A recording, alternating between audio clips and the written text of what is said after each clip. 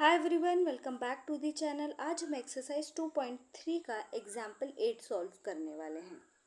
Example 8 है मध्य पद को विभक्त करके तथा गुणनखंड प्रमेय का प्रयोग करके 6x² + 7x + 5 का गुणनखंड कीजिए। मतलब इसके हमें गुणनखंड करना है पर दो मेथड से। एक तो मध्य पद विभक्त, ठीक है, मध्य पद को हमें विभक्त करके करना है, और दूसरा गुणनखंड प्रमेय से। ठीक है,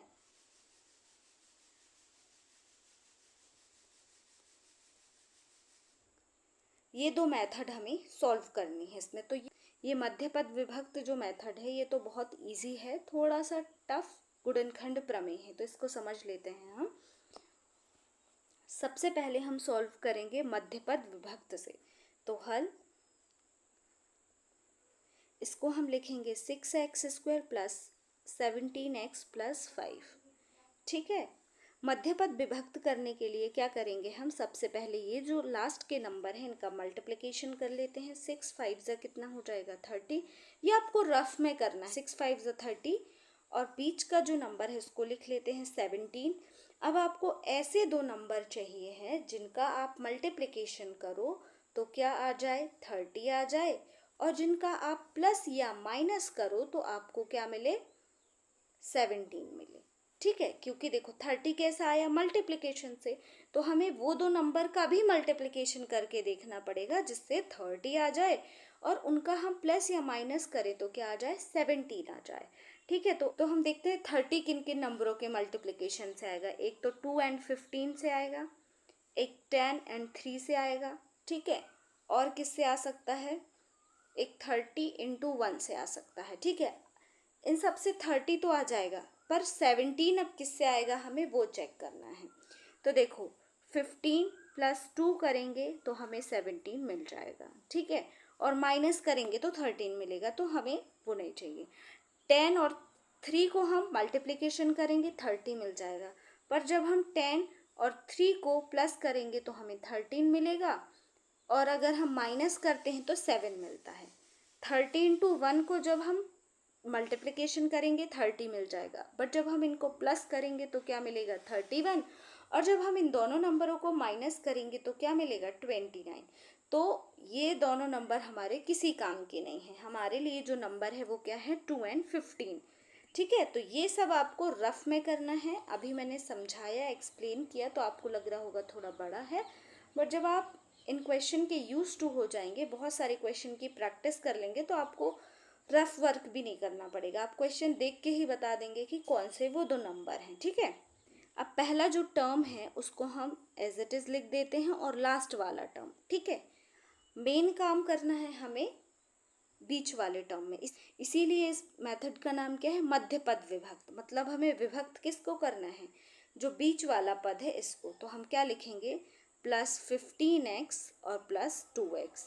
देखो हमने 17 को कैसे विभक्त कर दिया, 15 और 2 में, इसीलिए इसका नाम मध्य पद विभक्त मेथड है। ठीक है, उसके बाद पेयरिंग कर लेंगे हम, इन दोनों का पेयर बना लेंगे और इन दोनों का।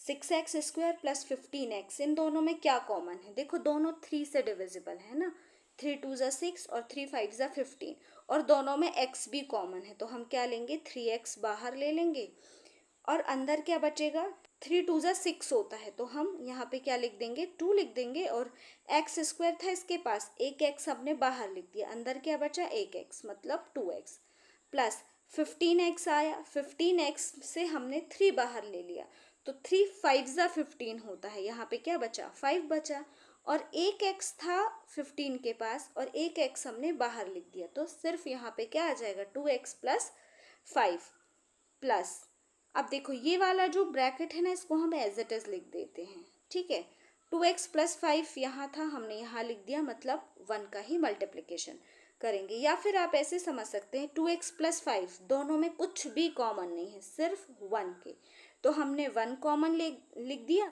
और बाकी पूरे नंबर को हमने एज इट इज लिख दिया। ठीक है, जो कॉमन होता है वही नंबर बाहर निकलता है। अब ये दोनों ब्रैकेट सेम है तो हम एक बार लिख देंगे 2x + 5, बाकी जो बचा उसको एक साथ लिख देंगे 3x + 1। तो ये हो गए हमारे गुणनखंड मध्य पद विभक्त से। अब हम गुणनखंड प्रमेय का उपयोग करेंगे। यहाँ क्या लिखेंगे, गुणनखंड प्रमेय से। ठीक, तो हम यहाँ पे क्या लिखेंगे, समीकरण क्या है, 6x² प्लस 17x प्लस 5। ठीक है, इससे हम क्या करेंगे, जो स्टार्टिंग वाला टर्म है इसको कॉमन ले लेंगे, 6 बचा x² प्लस 17/6, क्योंकि 17 6 का मल्टीपल नहीं है इसीलिए ये 6 किस में आ जाएगा, डिवीजन में। ठीक है, मान लो यहाँ होता 6x² प्लस 12x प्लस 30। ठीक है, तो आपका इक्वेशन क्या बनता, देखो दोनों 6 के मल्टीपल हैं, 12 भी और 30 भी, तो हम अगर 6 को बाहर लेते तो बचता क्या, x² प्लस 12 से हमने 6 बाहर ले लिया तो बचा क्या, 2 बचा। जैसे कि 12 को हम क्या लिख सकते हैं, 6x² प्लस 12 को हम क्या लिख सकते हैं, 6 इंटू 2x प्लस 30 को हम क्या लिख सकते हैं, 6 इंटू 5। हमने सबसे 6 बाहर ले लिया तो आंसर क्या बचता है, x² प्लस 2x प्लस 5 इसी। ठीक है, तो आपका इक्वेशन ऐसा होता। अब यहाँ पे 17 6 का मल्टीपल नहीं है तो वो क्या हो जाएगा, डिवीजन में हो जाएगा। ठीक है, प्लस 5 भी 6 का मल्टीपल नहीं है तो हम इसको भी क्या लिख देंगे, 5/6। इसको क्या लिख देंगे, px लिख देंगे। ठीक है, तो 6px, इसको हमने क्या अज्यूम कर लिया, ये px है। माना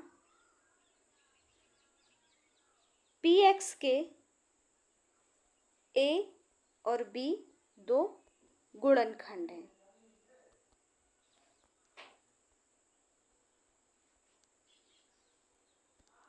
अगर a और b px के गुणनखंड होंगे तो हम इनको क्या लिख सकते हैं, 6x माइनस a और x माइनस b। ठीक है, अब हमें a और b के ऐसे नंबर चाहिए जिनका आपस में हम मल्टीप्लिकेशन करें तो हमें क्या मिले, 5/6। तो a इंटू b बराबर हमें क्या मिलना चाहिए, 5/6। क्योंकि जो ये px है ये वाला इक्वेशन, इसको आप गौर से देखिए, ये क्या लिखा हुआ है, x² प्लस 17/6x प्लस 5/6। ये जो आप लास्ट की और फर्स्ट की टर्म है इनका जब आप मल्टीप्लिकेशन करेंगे तो आपको आंसर क्या मिलने वाला है, 5/6। इसीलिए हमें इन दोनों का भी जो मल्टीप्लिकेशन है वो क्या आना चाहिए, 5/6 आना चाहिए। ठीक है, उसके बाद हम गैस करेंगे कि 5 और 6 के कौन कौन से गुणनखंड हो सकते हैं। तो यहाँ पे क्या लिखेंगे, 5/6 के गुणनखंड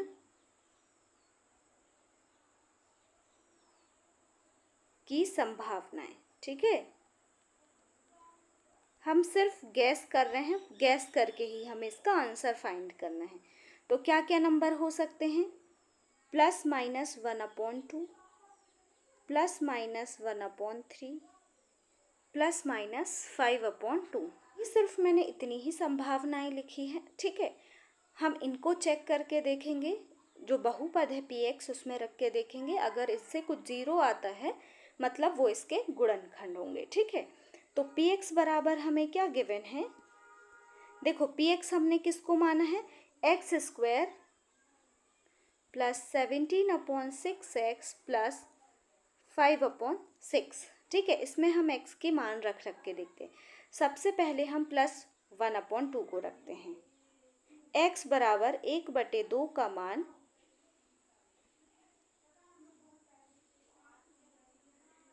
समीकरण 1 में रखने पर, ठीक है,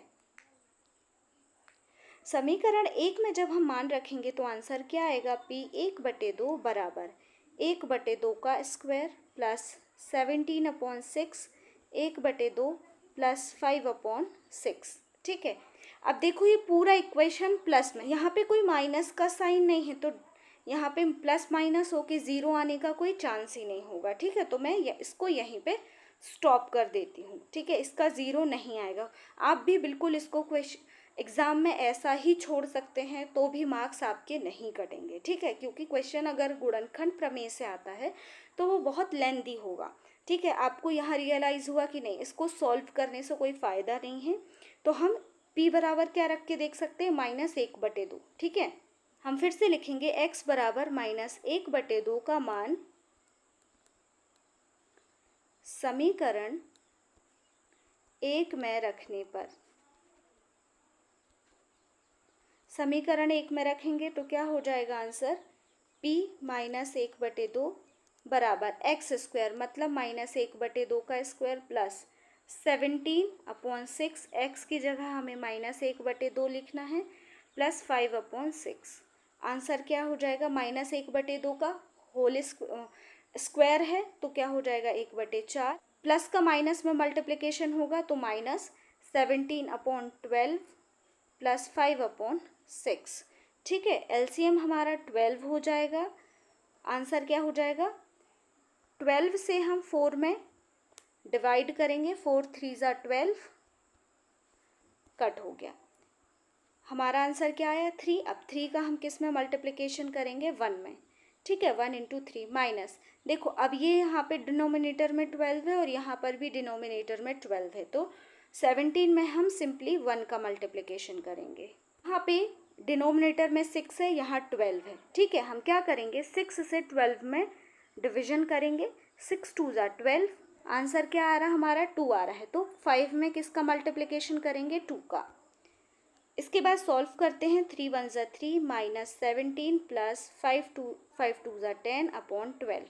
देखो 10 और 3 कितना हो रहा है, 13 -17 -4/12, इसका भी 0 नहीं आया, मतलब ये भी नहीं है। अब हम क्या करते हैं, x बराबर -1/3 को रख के देखते हैं। ठीक है, x बराबर -1/3 का मान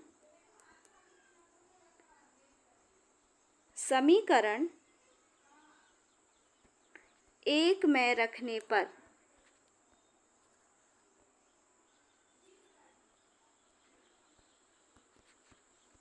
ठीक है, समीकरण 1 में हम मान रखेंगे p -1/3 बराबर x² है, -1/3 का स्क्वायर हो जाएगा, प्लस 17/6, x की जगह क्या लिखना, -1/3 प्लस 5/6। ठीक है, इसको सॉल्व करते हैं, -1/3 का स्क्वायर है मतलब क्या हो जाएगा 1/9। अब प्लस 17/6 -1/3 तो क्या आ जाएगा आंसर, -17 1 ज़ा 17 एंड 6 3 ज़ा 18 प्लस 5/6, एलसीएम क्या आ जाएगा 18। ठीक है, जब आप 9 18 और 6 का एलसीएम निकालेंगे ना तो भी आपका आंसर क्या आ जाएगा, एलसीएम 18 आ जाएगा। ठीक है, वो मैं निकाल के नहीं बता रही हूँ वरना और लेंथी क्वेश्चन हो जाएगा। ठीक है, तो एलसीएम मैंने 18 ले लिया है, मैं पूरे का अपॉन क्या लिख दूंगी 18, मैं 18 में हम 9 से डिवाइड करेंगे, तो 9 का जब हम 18 में डिवीजन करेंगे तो कितना आ जाएगा 2। ठीक है, ये जो आंसर आता है ना, इसका हम इसके न्यूमरेटर से मल्टीप्लिकेशन करते हैं तो 1 × 2 हो जाएगा, माइनस फिर 18 एलसीएम में हमने डिनोमिनेटर में लिया है और यहाँ पे भी 18 है तो 18 का 18 में डिवीजन जाएगा, क्या आएगा 1, तो 17 × 1 लिख देंगे। ठीक है, प्लस अब 6 से, अब इसके डिनोमिनेटर में 6 है और यहाँ पे क्या है 18 है, तो हम 6 से 18 में डिवाइड करेंगे, 6 3 ज़ा 18। ठीक है, अब 5 का किस में मल्टीप्लिकेशन हो जाएगा, 3 में मल्टीप्लिकेशन हो जाएगा। नेक्स्ट स्टेप क्या होगा, 1 2 ज़ा 2 -17 प्लस 5 3 ज़ा 15/18। ठीक है, अब देखो प्लस 15 प्लस 2 कितना हो जाएगा 17, तो हम क्या लिख देंगे 17 -17/18। ठीक है, ये आ गया हमारा 0/18 बराबर 0, मतलब x बराबर -1/3 इसका शून्यक है। एक गुणनखंड हो सकता है, शून्यक है मतलब गुणनखंड है, तो इसको हम गुणनखंड के रूप में क्या लिखेंगे, अतः x बराबर -1/3 बहुपद x² प्लस 17/6x प्लस 5/6 का शून्यक है। सॉरी, यहाँ पे हमें क्या लिखना है, स्पष्ट है। ठीक है, यहाँ पे हमें क्या लिखना है, स्पष्ट है, तो हम यहाँ पे क्या लिखेंगे, अतः x प्लस 1/3 इसका एक गुणनखंड होगा, क्योंकि इसके दो गुणनखंड आ रहे हैं, हमने अभी सिर्फ एक ही गुणनखंड है, निकाला है। ठीक है, मैंने यहाँ पे सिर्फ एक गुणनखंड निकाला है। आप और जो यहाँ पे मान दिए हुए हैं ये इनको रख के आप चेक कर सकते हैं कि दूसरा गुणनखंड और क्या होगा। जैसे कि हमने मध्य पद विभक्त से निकाला था, तो यहाँ से भी इसका एक गुणनखंड क्या आ रहा था, x बराबर -1/3। ठीक है, जब आप इसको सॉल्व करेंगे ना तो x बराबर -1/3 आ जाएगा। तो इसका एक गुणनखंड 2x + 5 है। यहाँ पे देखो हमने क्या लिखा है। ठीक है, ये वाला इसका -5/2 यहाँ से भी आपका निकल जाएगा। जब आप -5/2 इस समीकरण में रखेंगे तो ये 0 हो जाएगा। मतलब आपका दूसरा गुणनखंड क्या आ जाएगा, x बराबर -5/2। ये दूसरा शून्यक हो जाएगा तो दूसरा गुणनखंड क्या आ जाएगा, x + 5/2। इसको मैंने सॉल्व नहीं किया है, आप आगे रख के देख सकते हैं। ठीक है, तो ये था आपका एग्जाम्पल 8। वैसे मध्यपद विभक्त जो हमने सबसे पहले मेथड पढ़ी थी वो बहुत छोटी है और वही एग्जाम में जनरली आती है, गुणनखंड प्रमेय नहीं आता है। ठीक है, बट फिर भी आपके कॉन्सेप्ट के लिए इम्पॉर्टेंट है तो आप इसको अच्छे से समझ लीजिएगा। तो ये था हमारा एग्जाम्पल 8। अगर आपको वीडियो पसंद आया हो तो अपने दोस्तों के साथ शेयर करिएगा एंड चैनल को सब्सक्राइब करना मत भूलिए। और अगर आपको कोई डाउट है तो आप मुझसे कमेंट सेक्शन में भी पूछ सकते हैं। Thank you for watching.